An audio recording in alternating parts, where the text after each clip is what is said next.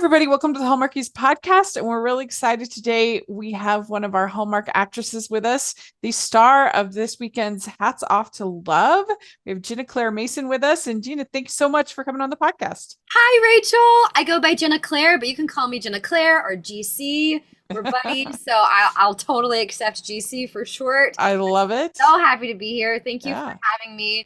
I love technology and that we can like hang out on two different coasts and I feel like know. we're in the same room, a Zoom It, room, but it, it really is amazing. And then it we can do really it is. basically for free. I mean, Oh, it's crazy. it's unbelievable. Well, since this is your first time on the podcast, I'm going to give you a chance to introduce yourself and tell us a little bit, how did you get started acting? Yes, I'm Ginna Claire. I'm from Nashville, Tennessee, originally born and raised, Music City.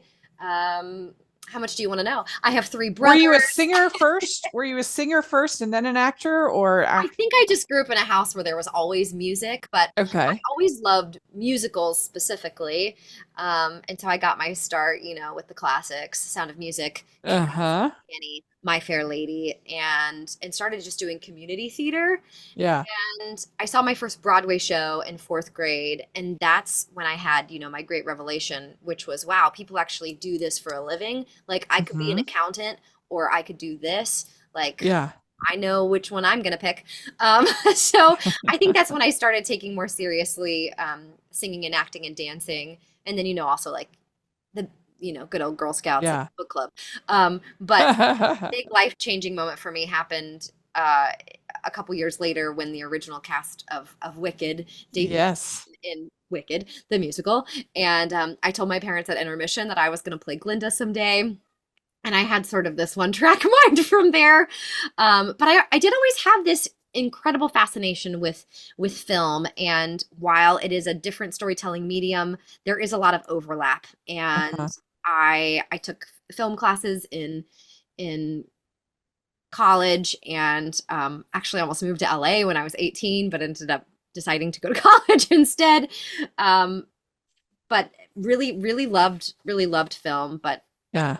got my start in Broadway and Yeah. national tours right out of school, and the opportunity came about for me to audition for the Rockettes movie, and I was actually playing Yeah. Glinda in Wicked at the time.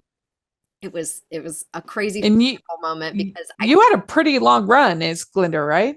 I did. I did Yeah. the show Yeah. for about 6 years, and even in the last couple years since I finished my run, I've popped back over to the Gershwin a few times. I was there just a couple months ago when they need help with coverage, which is really sweet to be just in the Wicked family because sort of Uh-huh. like the Hallmark family, it's just a small little Broadway world.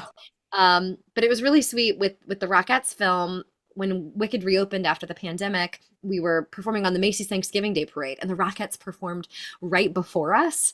Oh And my I gosh. remember them walking past me, going back into Macy's while we were like shivering on our way out to go perform. And it's just like goddesses are walking past you, like beautiful long-legged women, and being just sort of in awe of what they do. Yeah. Everything they do is just the epitome of excellence, and having seen the Rockettes as a kid growing up, I was just such a huge fan. And then fast forward to not a month later, I mean 3 weeks later, I'm auditioning for the movie, and then 2 weeks after that I am on stage at Radio City doing their choreography, wearing their costumes. It was crazy. I mentioned before we started recording that I saw the national tour of MJ last night, and JoJo Carmichael was one of the Rockettes in the film and became a dear friend of mine, and she's now the dance captain on the national tour of MJ, and I was with her last night. Oh my We took a gosh. Rockettes picture, and she makes me feel like Yeah. an honorary Rockette, which is very good of her. But Ho, ho, ho. We'd like to take a second and thank our sponsor for this episode of the podcast. It's the Hallmarkies Patreon. Do you love Hallmarkies podcast, especially at Christmas? Do you enjoy the holiday previews, recaps, interviews, and bonus episodes? If the answer is yes, please consider supporting the Hallmarkies Patreon. We need your help to do what we do both during the Christmas season and all year round. But not only do you help a podcast led by strong, independent women by becoming a Patreon, you get to become a part of the Hallmarkies family. Starting at only $2 a month as a patron, you will have access to our Facebook Patreon group where we talk about the movies, shows, and more all year.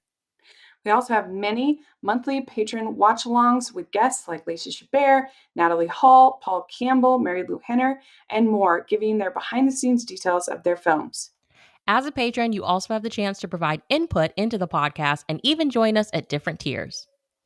So this Christmas season, spread some cheer to the Hallmarkies Patreon and become a member today. You won't regret it. Go to patreon.com/Hallmarkies to learn more. That's patreon.com/Hallmarkies.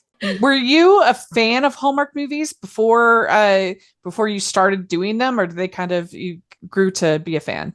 I'm sorry, Rachel. Is that a rhetorical question? Because who doesn't love Hallmark movies? Yes, already a fan for sure. Yeah.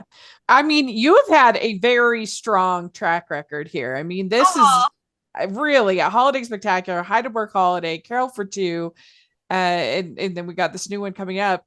That's a pretty good little run there. Thanks, Rachel. Yes. Thank you for your encouragement. That's so sweet. I'm so happy to be here. And I don't know if it's public yet, but I just finished doing filming a Christmas movie that hasn't officially been announced. But I was just recounting with my co-star, Wes Brown, just all the incredible, sort of unbelievable experiences that we have had because of Hallmark, whether dancing on stage at Radio City or filming in a Christmas market in Germany and getting to learn how to speak German. I was doing Duolingo for months, or riding horses or making hats, learning how to blow glass, or singing with, two-time Tony nominee Charlotte Dambois. Or in my most recent film, getting to sail on a boat in Lake Ontario in the middle of winter. Just so many cool experiences, and I'm so grateful to be part of the Hallmark fam. And everyone's well, I mean, as you think everybody is, they're all that and more. I hope that we can get you on again, because I could seriously do a deep dive into any of these and ask you multiple questions about all of them. Thanks. I really could. I mean, in a Carol for Two, that must have been super fun to have Jordan Litz there with you. He's playing Fiyero. He's so talented to sing so many songs in a Hallmark movie. Yeah. I mean, I'm a huge musical theater fan.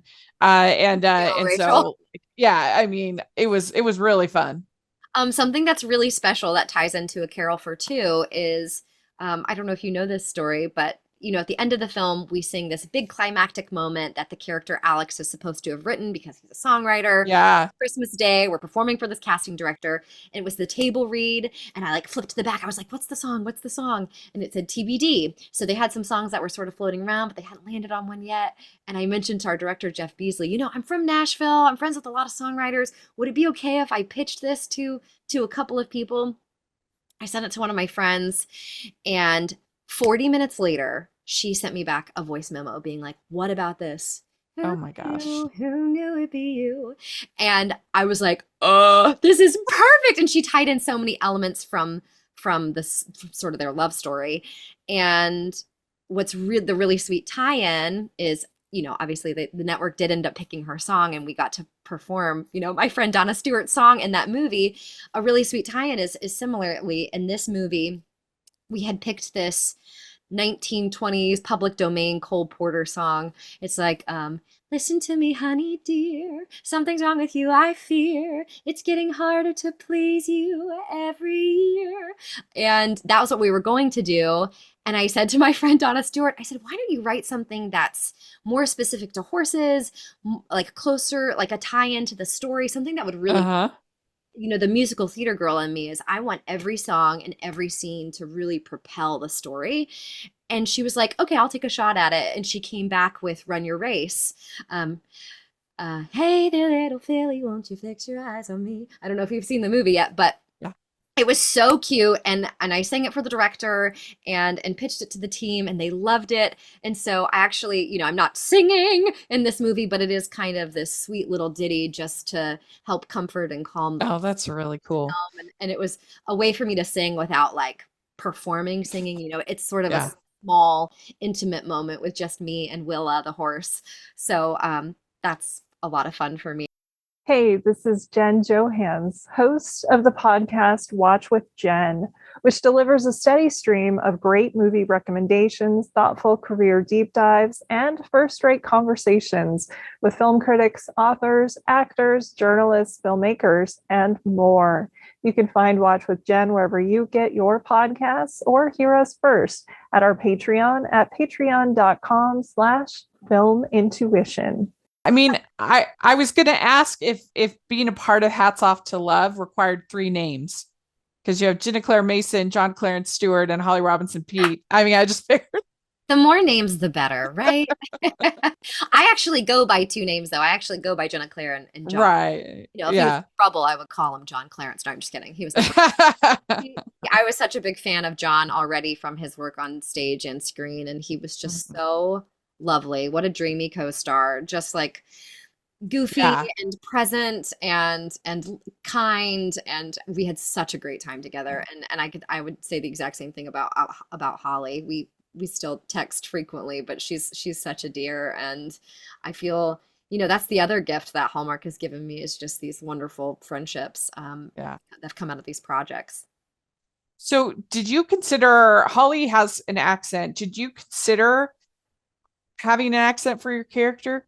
My character's from Connecticut. Actually, she's from Florida. Originally, she was from Connecticut. My character is from Florida. Oh, okay. That was the whole thing, is my character's not supposed to have an accent. So it was actually interesting for me, being from the South, to make sure that I didn't lean in at all to the Southern draw. And if anyone did, I had to be really conscientious, because for me, my family's all in Nashville. I just actually flew back from right. But I stepped foot on Tennessee soil, and everything is just a little slower, and it just to like lean into it. So I had to be really careful to not do that, because that's not my character.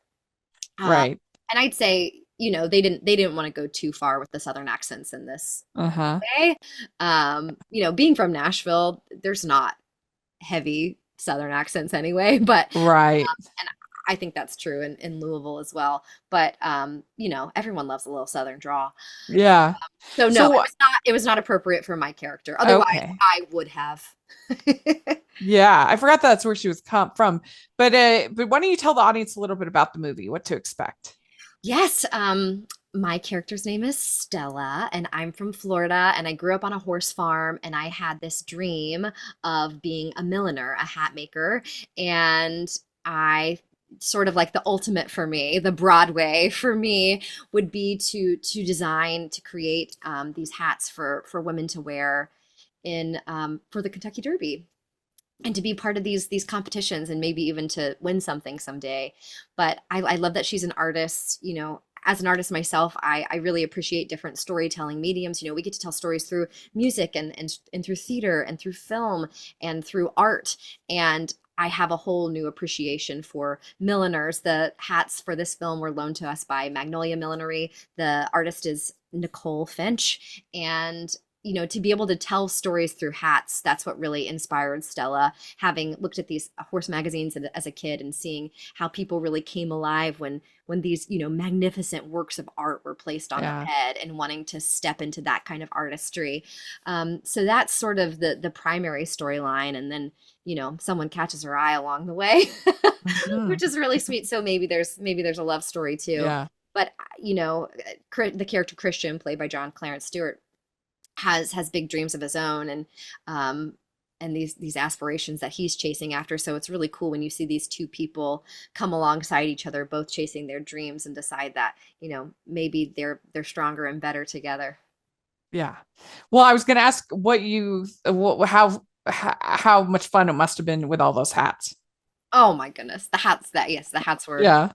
It was so much fun, especially when the shipment came in at the beginning of shooting, and for the wardrobe fitting, we were kind of pairing, you know, which hats would look best with which outfits. I'm actually wearing one of her designs right now, but there's this designer in New York. Her name's Sarah May. Her company is May New York, and she ended up loaning us some dresses for me to wear in the film. And it's really sweet because she's actually being featured this year in the Kentucky Derby fashion portion of their magazine. So it was really cool to, I was sending her mock-ups of, do you think this hat would go best with this dress? And it felt like this really beautiful collaborative partnership, which is filmmaking. You need every element. You need the lighting, you need the makeup, you need hair and cameras and direction.